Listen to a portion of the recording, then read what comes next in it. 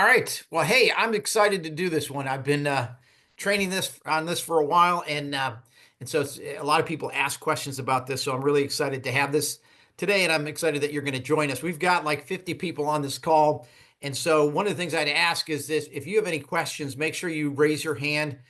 Jamal will make sure we get to you, or if you want to just through the chat, go ahead and put your question in there. I'll make sure that we answer it as we go along. But again, let's get into this. We've got a fair amount of material to cover, and it's a Thursday afternoon, and I'm excited to do this. So, my name is Brian Basic, and I'm the owner of Citadel Hardscape Marketing. I'm also the owner of Polaris Marketing Solutions as well, an agency that focuses on a broader scope of clients, home services companies. And so even though a lot of this is tailored to the hardscape business, just know that everybody's welcome and that we're just happy you're here. And that if you have any questions, we're going to go ahead and get those answered. And so jumping into this, a lot of people don't understand the importance of their Google business profile. And so we're going to talk about that today in detail. But today I wanted to give you an idea of where this kind of sits with all the other strategies that are out there. Obviously, for driving leads, there's a number of things that support that. One is organic SEO and paid searches and those kind of things. But local SEO is going to be a key component of that. And so it's just important to know that this is a key component of just about any strategy. And so, you can do this without doing Google ads, but you really want to do this as a foundational type of thing moving forward. And again, as you're looking at driving leads, local and organic SEO is going to be critical. And for local, it's really your Google business profile that's going to make that happen. And that's why we're talking about it today. And so, again, as you look at all the types of things that we recommend you do to really dominate your market, the SEO piece of it and the local SEO specifically is one of the most important parts, but it's part of an overall strategy of what you need to do. And so just keep that in context as we kind of move forward here. What we're going to cover today, I anticipate speaking for about 30 minutes. It's not a long presentation, but there's a lot of material here. And we're going to talk about the difference between organic and local SEO. We're going to really talk about the top 10 ranking factors and how they impact SEO. And we're going to talk about how you can tweak your profile based upon these factors to really get you on top of Google moving forward. And then we're also going to use some tools as well to improve your ranking and make it even better after that. Okay, so here's the carrot. If you stay to the end, I have a surprise for you. It's a really kind of cool thing. It's going to be consistent to what I'm talking about today, but we have with you, or that we can provide at the end of this, we'll have a link to it. It's the ultimate guide or checklist to optimizing your GMB. And not only does it have all the steps we're going to go through today in a checklist, but it also talks about the verification process, how to do that, what to do if you get suspended. And so it's a great checklist to have. And again, if you stay to the end, we'll go ahead and make sure you get that link so that you can take advantage of that and get that downloaded so you can use that as a cheat sheet moving forward. Okay, not my favorite slide, but we should probably go over this. Who am I and why should you listen to me? Obviously, I've authored the book Cementing Success and How to Double Your Sales by Unlocking the Power of Your Internet Marketing. I had my own home services company. We scaled that and sold it in 2021. I'm the owner of and CEO of Polaris Marketing. We talked about that earlier. And I'm also the CEO and owner of Citadel Hardscape Marketing as well. And I'm a member of the Concrete Masonry and Hardscape Association. I've been asked to speak at the Hardscape North American Conference, which is going to be in October 2025. I'm also doing some webinars for the association. And so I'm widely accepted to be somebody who knows what they're talking about with respect to what we're going to talk about and cover today. Okay, the truth is when you do a search, over 99% of the people really don't venture off the first page. And that's a key thing to understand. Knowing that not everybody can be on the first page, this kind of just accentuates the value of being there because, again, there's such a small percentage of people that go beyond the first page. You really want to try to maximize your presence by being there. And so that's what we're going to talk about today. And really what I'm talking about here is really the Google map, or what they call the TriPack or the map section. On all of Google, when you do a search, in this case, we did a paver installation company for Miami. There are typically three, that's why it's called the TriPack next to the map. Those are all local companies for whatever local area you put in the search. And so that's called the local TriPack. And when it comes to local SEO, that's really where you want to be. Again, you don't want to be the fourth one or the fifth one because you're on the second page. You want to be on the first page of the return, whether that's in your map section or organically. And I'll talk a little bit in a second about what the deal is, but just know the local TriPack is that 3-section block next to the map. Here's what you don't want to be. You don't want to be sitting around waiting for your phone to ring because you're not showing up when it comes to ranking on Google. And so, this is not something that we don't know how it works. I mean, Google doesn't specifically say, here's the ranking factors and the percentage and what you need to do, but they do, over the years, we have figured out, the market has figured out what they value and to what extent. And so it's important that you implement so that you aren't this guy waiting for his phone to ring. And so again, I'm going to talk a little bit about the difference between a local TriPack, which is what I just showed you next to the map. And, with that section, Google really dedicates that section to local companies. You can only rank in that local TriPack if you're local to that area. In other words, if I'm in Miami, my company's in Miami, I can't rank in the local pack in Fort Lauderdale because that's not my local area. And so it's important to understand that's your best place to rank because you're only competing against local companies. And the criteria that Google uses to get you to rank there is annotated here on the right-hand side. About 36% of your ability to rank is predicated upon optimizing your Google business profile. And that's why we're talking about it today, because it's so important. And then you can see reviews and on page. We'll talk about some of these in a few minutes. But the right side of this is all about how to show up in the TriPack. The other side, the local organic, is when you do a search, obviously the top of the search are, the Google local service ads and the Google ads, and then you see the TriPack, and underneath the TriPack is typically the organic ranked companies. Although the criteria is the same, the percentages are different. As an example, you see with the local TriPack, 36% of your ability to rank is in Google, is optimizing your Google My Business profile. And the local organic, that's less important. And your on-page optimization is even more important there. So those are the two different things that we're going to talk about. We're going to spend most of our time on the right-hand side, but I will just point out some differences as we go along. Okay, so before we get too far into that, I want to point out two really important or valuable tools that you can employ to kind of help you figure some of this stuff out. One is called GMB Everywhere. It's a Chrome extension that you can get. It's free to download. There is a paid version of it as well. I'll point out a little bit more with respect to what it does. And then it's called Pleaper, which is on the right-hand side. It too is a valuable extension that you can download, and it will show you some additional information, and I'll show you that in a second. But just, remember these two things: Google My Business, or GMB Everywhere, and Pleaper is the other one. Okay, so here's what each of these do. Once installed, they go over at Google Maps. I'll show you what it looks like specifically here in a second. The search using these keywords you want to use, you can put them in there. GMB Everywhere will show hidden information with respect to any company, your competitor's company. And so you can use that information to help you. And I'll show you how you do that in a second. Pleaper is kind of the same thing. It's got a little bit different information, the location. It's got some of the attributes that the company may employ, that kind of thing. And I'll show you what those mean here in a second. But it is these are two important tools that you can use to help as you kind of optimize your Google My Business platform. Okay, so this is what the two tools look like when you download them and they come up on your browser, and you employ them when you do a search. On the left-hand side, you can see two different companies. And the cool thing that you see when you look at these companies, you see the reviews. That's not unusual. But what you see underneath there is you see the GMB category. There is a yellow star which annotates the primary category that company has chosen. And you can have up to 9 different other secondary categories. And so this tool will actually show you all the categories that they have listed for their company. So in the case here of Pure Landscaping, you see that they are a landscape designer as their primary category, and they're a service establishment as their secondary.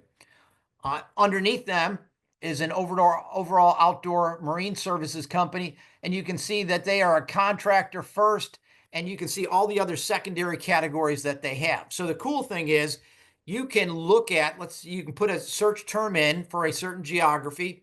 You can look at the ones that are ranking at the top of those for those keywords that you want to rank in, and then you can notice the categories that they have, and you can copy those and see which ones apply to you, and put those into your own profile as well. So very cool tool that you can use to really leverage and improve your ranking.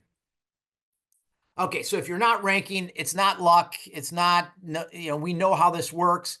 And so, Google wants to pick the winners, and we're going to go through 10 different things that you can do to optimize your Google My Business profile. And so let's get started. Okay, the first one is an obvious one. It's really optimizing your business name.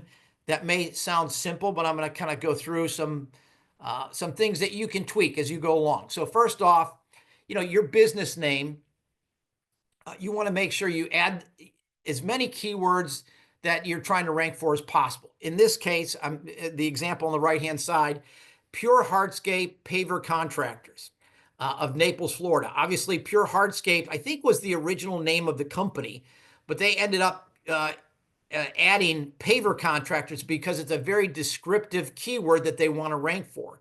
And so they actually changed their entire name and their logo to annotate that, which is really important. We'll get to in a second. But your keyword, if it's in your title, that will benefit you a great deal. Word of warning, obviously, Google does not allow you to just stuff any keywords into your name that you want to. It has to be how you market yourself. The business name has to match your real business name on your storefront. So if your storefront has your logo in some type of slogan underneath, the whole slogan and the name of the company can be in the title or the name of the business. I'll give you some examples here. All right, so for a new business, obviously, again, pick a name that naturally includes your main keywords. A good example is Dallas Patio Pavers Installers. That's the name of their company. That's a very good name of the company because it includes many of the keywords that they want to obviously rank for. Paver installation company, and it also includes the name of the key city that they want to operate in. Dallas is an example. A bad example is Trash and Smash Pros. I think I know from the name what they do, but it certainly doesn't include any of the keywords they want to rank for. And so that's an example of a bad name of a company. So that way, it's if you put it in the name, it's 100% legit, and you can get instant ranking because of the boost of having keywords as part of your name. Okay, so if you've already established the name of your company and your keyword's not in there, what can you do? And so there's a couple of different things you can do. First off, you can file a DBA, which is a doing business as, and register a name that includes your keyword. So you can almost change the name of your company to something that's more appropriate. The thing is, you have to make sure you follow the rules in doing so. As an example, I had a customer that came to me after they did a DBA and they didn't do it right. And as a result of they got suspended before they came to us. And it took us about 4 months to get them unsuspended because they didn't follow the rules that pertain to how to set up a DBA in their respective state. So you want to make sure you follow the rules with respect to that, but you can certainly, when you change the name in a DBA, you can include the keyword in there. So try picking something that includes your main service and your targeted keyword. Just like the example I showed you, Dallas Patio Pavers, that's a great example of a good name because of it's got the location and the keyword included in it. And you can add a tagline to a logo with the keyword. Pure Hardscape, you can tell in their logo, if you looked at it, their original name was Pure Hardscape. I think they figured out it was going to be hard to rank for what they wanted to do, which is being a paver contractor. So in their logo, they basically included or added paver contractors. And now all of their marketing includes Pure Hardscape Paver Contractors. And because it's now part of how they market themselves as part of their storefront, Google will be okay with that. But, you want to try to do that upfront if you can. So again, ranking standpoint, you can see how the Dallas Patio Pavers ranks high on their in the search for paver installation companies in Dallas, Texas, because most of the words in their name are actually in the search itself. So you can see how that benefits you, and it puts them in the TriPack immediately because of that. And so again, that's the power of including keywords in your name out of the gate. So, and if you can't do that, like I said, there's a couple of ways that you can fix that. And we just talked about that. Okay, the second strategy is pick the right business category. Again, it sounds simple, and in some cases it is, but even some of the secondary categories can be a little bit complicated, so we'll go through that. So first off, when you employ the Google, GMB everywhere, it gives you the information that you need. And so in the case of what we have right here, we have two different companies that are displayed. One of the things you see that paving contractor is the keyword, is the primary category in both of those cases. So if I'm a paver installation company and I'm trying to rank, I would certainly search out paver contractors, see who's on the top of the ranking. And what you're going to notice is paver contractors is going to be their primary keyword in almost 100% of the cases. So you want to make sure that's going to be your primary keyword as well, if that's the keyword that's really important to you. Again, you can look at secondary categories as well. You can see which ones people have. And the cool thing is the tool GMB Everywhere actually will, once you put in your primary category, it will give you some ideas for some secondary categories. And so don't go crazy. Pick the ones that are pertinent to your business, but don't make them a stretch, because you're going to be Google's going to try to get you in front of places you don't want to be if you pick key or primary or secondary categories that aren't appropriate for your business. So again, primary category, do some searches, see what your competition is doing, make sure you're consistent with that, and then pick your own secondary categories. Okay, when choosing a primary category, what's the most important primary service you guys offer? You should be answering that question. What would my ideal customer type in Google to find me? What categories do my top competitors use? And then obviously use some of the tools that we just chatted about in order to make sure you're picking the right ones.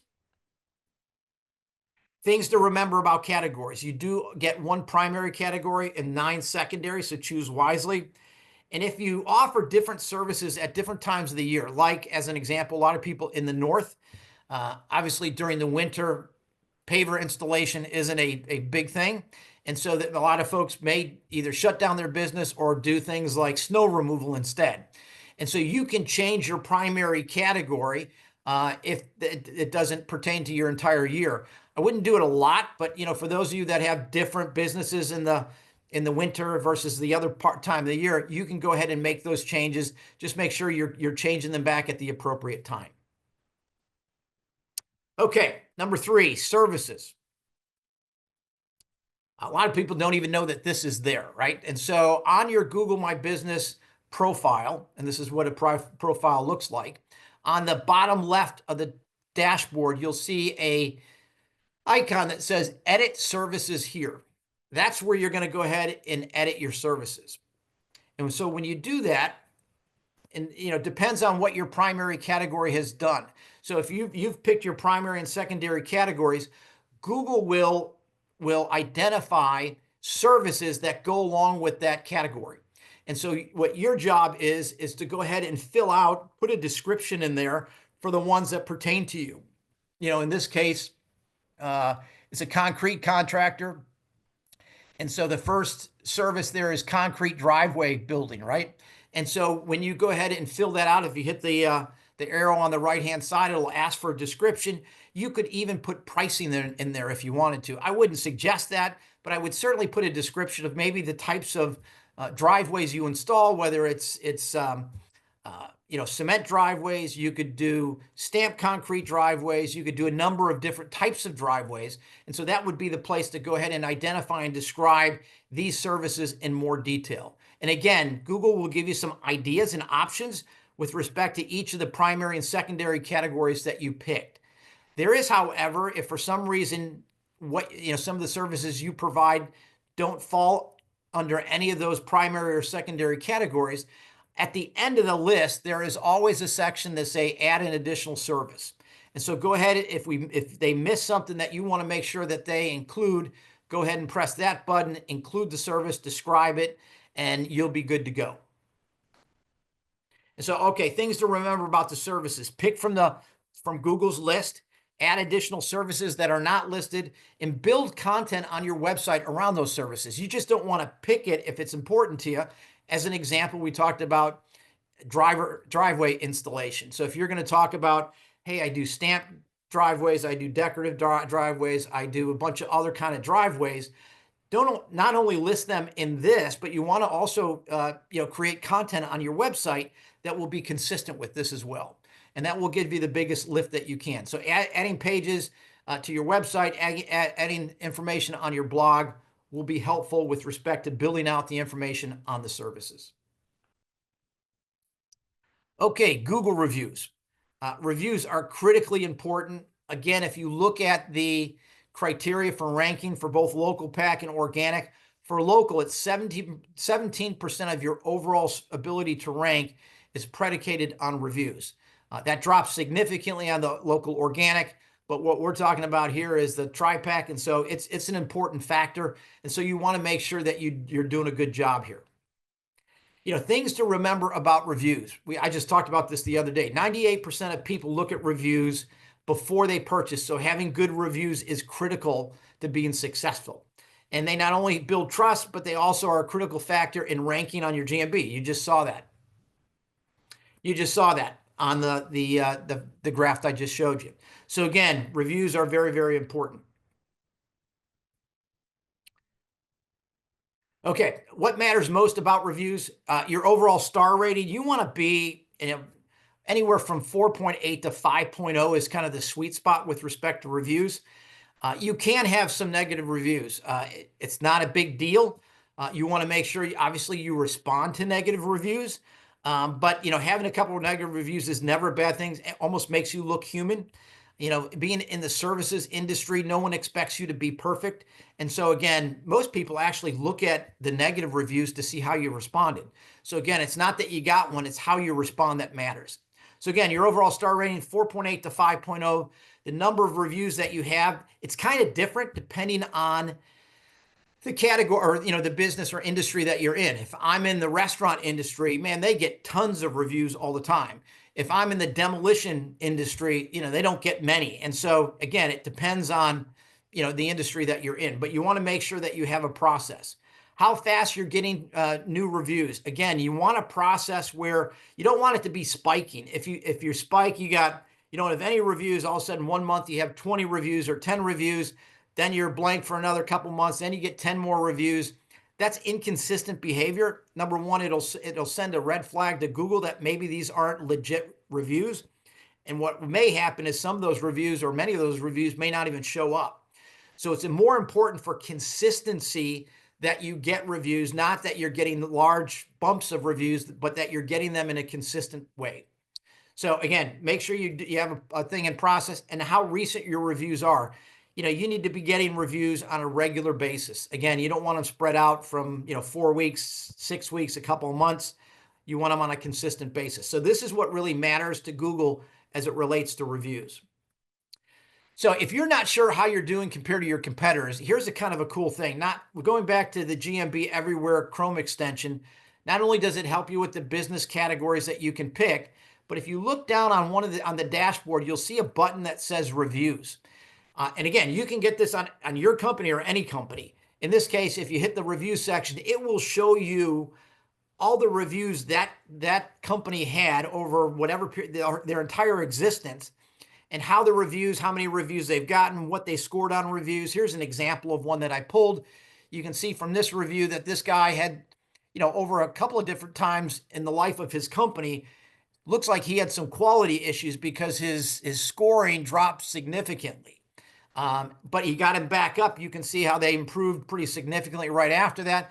But you can see this on any company that you want. And so it's a really good gauge to kind of see which companies are really investing in reviews and which ones aren't. And so, again, it's just another tool that you can look at as it relates to your competitors to see how they're doing on reviews as well.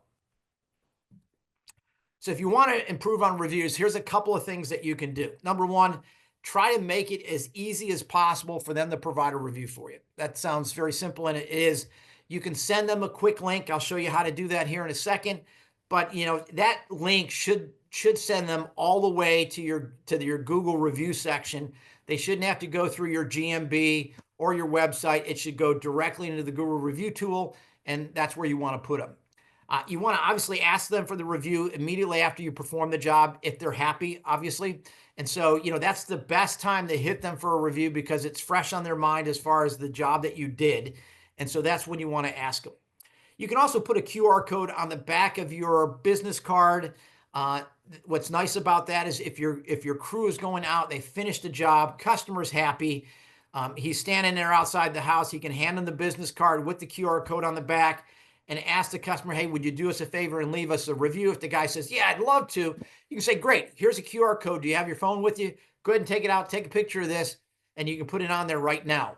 I've had customers do that all the time. They just take out their phone. Everybody has their phone with them. They take the picture and they do it right there. So, if you want to put that QR code on the back of your card, that makes it really easy for your customer to give you a review. And put automation in place to ask them. So if you've got a CRM system, you want to not only send it in an email, but you don't. I've had some people say, hey, I send it out with my invoices. That's never going to find them. People barely look at their invoices. They pay them, but they don't look at their invoices where they have to link to the review. And so it's better if you just send them the link separately, an email, and it's even better to send them a text because people respond to text more than they do emails. I mean, myself is a great example. I get literally hundreds of emails a day. I don't get that many text messages, and I do have a tendency to respond to those quicker. And so that makes sense. So if you want to improve it, text the request for a review to the customer. They're more apt to go ahead and follow those. How to get a quick link. I'm going to go ahead and show that to you right here. Again, if you go to your review section on your dashboard, click the review box icon on the dashboard. It will take you to your reviews. You'll see a button on the review that says get more reviews. When you click that button, it will actually then take you to a window that will show you the code you need to give to your customers to take them directly into the Google tool. Fairly simple. Everybody should know how to do this at this point in time, but that's the best way to get a review. So there you go. All right, so now we're in number 5, business hours. Again, this seems somewhat simple, but there are some things to know about business hours. Number 1, your Google ranking can change depending upon if your business is open or closed. And that kind of makes sense, right? If somebody's looking for something on the weekend and you're showing that you're closed on the weekend and your competitor is showing that they're open, Google will show the company that's open versus the company that's not open. And so that's just important to understand. And so before you set your hours, you may want to check what your competitors are doing just so you're not there's not large blocks of time where they're open, where you're not open. And as an example, some businesses or industries don't have emergencies. Like examples, plumbers, there's emergencies. Hey, my pipes are leaking. So you're going to be brought out during, night, day, all that kind of stuff. So it's a big deal to be 24 hours a day. For a hardscape company that does cement and driveways, there's not an emergency to put in a driveway. And so if you want to still be open on the weekends, that might be a good idea because a lot of customers work during the week and they shop on the weekends. And so if you're open to take calls, if you're open, they're apt to call you. And so having hours that extend into the weekends may benefit you, especially if you have storeroom hours. Some of you guys are big enough that you might have a showroom where you look, where people can come and look at pavers and that kind of stuff. But if you don't have that, still remember for hardscape businesses, customers are shopping during the weekend, and it might make sense to, have an employee that's available to take phone calls or answer questions. Okay, strategy number 6 on how to optimize your GMB. Link your website page, on-site optimization. I think most people realize that, when somebody pulls up your Google My Business profile, one of the options that they have is a button that takes them directly to your website. And so that page that is linked there is an important page because that's the one that they go to directly from here. And so you want to make sure that that page is a well-written, has good content, is a high-quality page because, again, that's part of your SEO, part of what Google really looks at. And so key things to know about your landing page. Your GMB is linked to that website button. It's the first page that they go to. and as a result, it's critical for your ranking. The content needs to be fully relevant and be constructed in a way that boosts your ranking. So you've got to have, the right headings and schema tags and subheadings and relevant content keywords that make that a high quality landing page. Your website site speed also needs to be good as well. And so again, optimizing that website and that landing page is critical to making sure that you're going to be ranked appropriately. And again, if you we looked at the criteria for ranking both on the local tri-pack and on local organic, and 16% of your ranking in the local section is based upon on-page optimization. So again, one of the key criterias for local ranking, but if you look at what it is on the organic side, it's twice as valuable. 34% of your ranking locally organic is based upon your on-page optimization. So you definitely want to make sure you put the time and the effort into making sure your page is optimized completely, and your website is, so that you can rank appropriately. Okay, strategy number 7, attributes. You may not even know what an attribute is, and so we're going to go through what that is. And so an attribute is, if you go to your Google My Business dashboard again, and you click about edit profiles, which is the top left-hand corner, you'll see this box pop up. And on the right-hand side, it says more. And those are your attributes. And your attributes could be, and they're adding these all the time, but that's where it's located. And so key things to know about your attributes. There are extra details about your business. Google has added many more, so you got to check this on a regular basis. I think in the last 6 months, they may have added 2 or 3. And so again, it does change all the time. So you're going to have to make sure you kind of keep an eye on it. You go to edit your profile and click more. That's where you find it. Google uses this information when ranking and will even provide details in a search. I'll show it to you here in a second. Examples of some attributes, whether you speak Spanish, whether you accept, your wheelchair accessible, minority-owned business, whether you have parking, whether you take online or do online estimates, all of those kind of things are attributes that you need to answer. And so that's part of it. And so I'm going to show you an example here of just a couple. The ones on the left-hand side, you see the little squiggly thing. It's actually a guy in his wheelchair. And you can see for the paver installation wheelchair, they actually included that attribute in the return. Most people don't know that that's the case. And so Google really looks at what people, from a criteria standpoint, ask for, and they try to give them as close as they can get. So if someone puts paver installers that has wheelchair access, they will show that to you. On the right-hand side, you see online estimates. So again, that's one of the attributes that Google will ask you whether you have it online.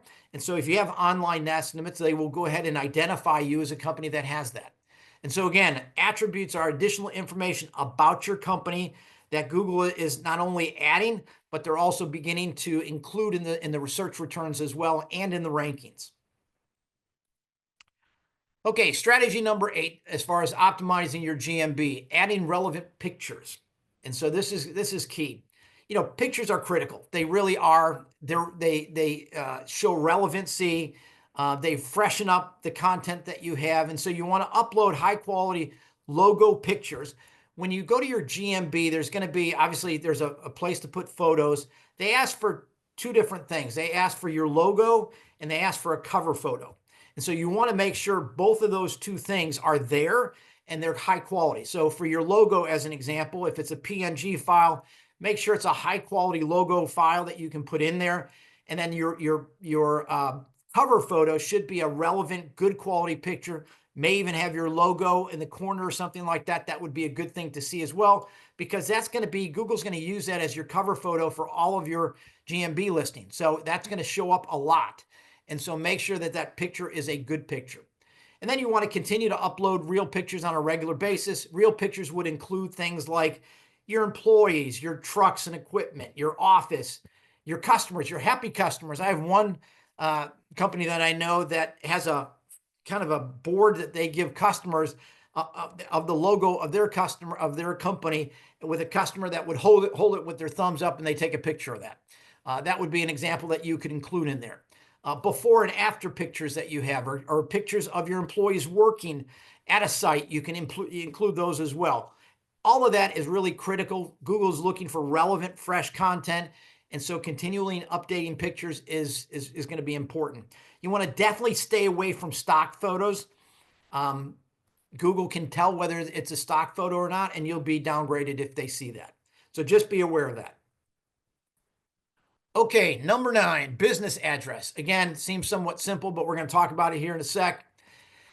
Google won't take a PO box. I've seen companies try to, get away with that, where they have a PO box in a strip mall, and so in your could be a Staples or any of those kind of stores that allow you to kind of do that kind of thing. Google will figure that out. Your competitors may also tell Google on you. That's not unusual, but you don't want a PO box. They will figure that out sooner or later, and then they're going to suspend your account. And if they suspend your listing, it's going to take a while to get it back, because you're going to have to prove to them where you're at now. You're going to have to establish that new location, and it's a lot. And so you want to make sure you don't do that out of the gate. So don't pick a PO box. Google will also set about a 15-mile radius around your address. Now that may change if you live in a city. That 15 miles may be 8 miles, just because of the density of the population within that radius, right? And obviously, if you live out in a rural place, that 15 miles may turn to 30 miles just because of the lack of density with people in that area. So just know that 15-mile radius is kind of the rule of thumb of how that works. You do not want to leave your address blank. I know a lot of people say, hey, I'm a services company. People don't come to my house. I go to them. Yes, that's very true. But if you don't put your address down, you're going to rank lower than someone who does. And so that's the important thing to realize. Put it down. You can still say, I'm a services business. Put your address down there anyhow. I ran a services business. I think in the years that I might have had, and I was in an industrial park too. I think I had 2 people come to my business in the years that I had it. And so could it happen? Yes. But most of the time people realize you're a services business and they're not going to be going to your place. And it will help you from a ranking perspective if you include an address. Okay, so we talked about it. If you leave it blank, it's going to hurt your ranking. And if you don't have an address and you're willing and you want to show up online, you can get a virtual address. So that's more of not a storefront. It's not a PO box. It's the step above a PO box where you might share an office kind of thing. Those kind of things are acceptable, and you can do that if you want to do that, so that you have an option. Okay, last one that we have is kind of a catch-all. And we're going to talk about a couple of different things. Number 1, another thing that you can do on your profile is you can have frequently asked questions. Obviously, customers can add those personally, or you can go ahead and pick, what the top 10 questions people ask you. And so the good thing is just go ahead and put them in there. And so there is a frequently asked question part of your GMB. Go ahead and fill those out. If you want to do 5 up front, and then maybe do one every month or so, you can go ahead and do that. But to have frequently asked questions in there is good content, relevant content, keeps things fresh, and you want to go ahead and do that. Products. There is a product segment on your GMB listing. Now, you've already identified your services, but you can add services as products with pictures and descriptions, and again, just gives more information, fills out that section of the GMB profile, and I would suggest doing that as well. Not the last thing, one of the other things is social media. You want to make sure that you're connecting all your social media. That would be your Facebook, your Instagram, any of your social media. Make sure it's connected there. People can get back and forth. Google looks at that to make sure that you're connected online to your social media presence. All right, service area. Add all the cities and the zip codes that you have, that you service. That's an important piece to have. If you continue to expand those cities, just look at that on a regular basis, see which ones you want to go to or not go to, and make sure that they're included in there. Obviously, what you can do is one step further, not only include them here, but if you're going to have, if you're going to identify cities here, you want to make sure you include city pages on your website that are consistent with what you put here. Again, the consistency between what's in Google My Business versus what's on your website, the more consistent you are, the better off you're going to be. So service areas are important. And the last thing is add update posts on a regular basis. There is a section of your GMB for updates. and it typically has a picture, and then you can do a description. I suggest probably once a month, go ahead and do an update. It's not a ton of information, but it then helps to kind of fill out the whole thing. So those are the top 10 things that you can do to optimize your Google My Business listing. Again, what we talked about today, we talked about your GMB profile. We went through a lot of that stuff. That was 36% of your local listing. 17% is dedicated to reviews. We talked about reviews. Your on-page optimization, what you need there with meta descriptions and schema tags, all that kind of stuff needs to be in line and appropriate. And that's your online optimization. We talked a bit about personalization with your attributes and those kind of things as well, which is really important. So, what we talked about today is about almost 75% of what's going to get you ranked. The other things that are out there are really backlinks and citations, which are a separate subject that aren't necessarily on your GMB listings, but are important. And I'll probably cover that on another video at another time.